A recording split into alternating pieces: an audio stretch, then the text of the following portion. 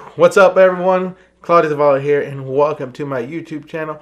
I have rebranded it for 2018. I'm excited. This is the first video. I'm going to share some tools that I use to create some of my videos for my iPhone app, like Flipgrid, AppleClips, Adobe Video. But before we move on, let's do the intro.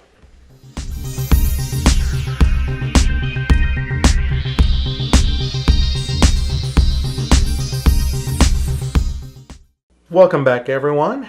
So I thought for my first episode of 2018 would be to share some behind the scenes videos, shots of some of the tools that I use to create videos with my mobile phone.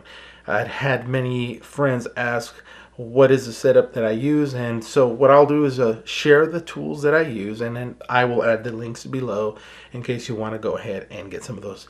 You can use this at home, you can use this in your classroom, and it will really help make your videos kind of pop more, stand out more, be a little more clear and sharp. So without further ado, let's begin. Let's start with number 1. The tripod is probably the most important piece of my setup. It keeps everything together.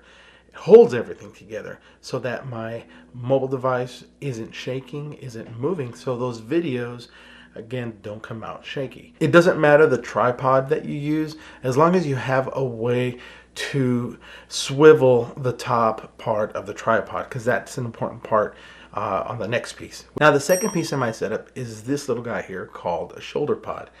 And what I do with this, first off, it has the ability to mount on top of a tripod. And then you can adjust by loosening this to fit a smaller size phone to a larger size phone. A tablet, you might need some other type of clamp. But what's nice about this is that I can mount it on the tripod and I can set it up to be landscape or portrait view, whichever way you decide to shoot your video. The third piece in my setup is using an external microphone. Now, most of our phones already have a built-in microphone. However, what happens is you may get some ambient sound coming from outside that will be captured, maybe some fans blowing, the room next door.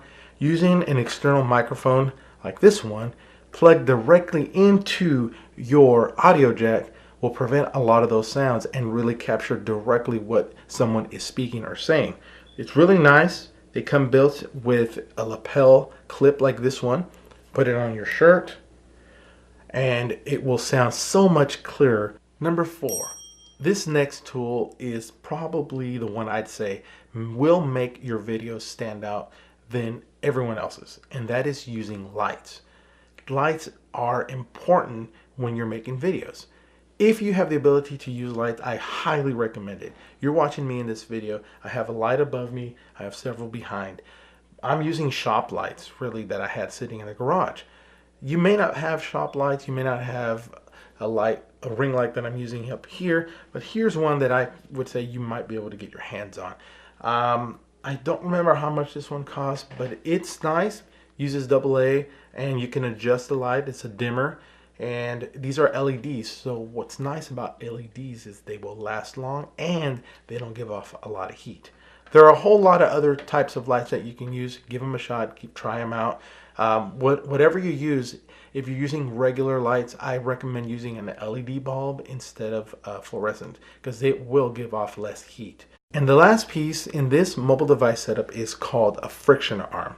This friction arm allows me to clamp any device, such as this light, to the tripod, and I can loosen it up, move it pretty much in any way I want to. Once I tighten up the clamp, it'll stay in position and won't move. If I need to shift it around, loosen it up a little bit, and move it somewhere else.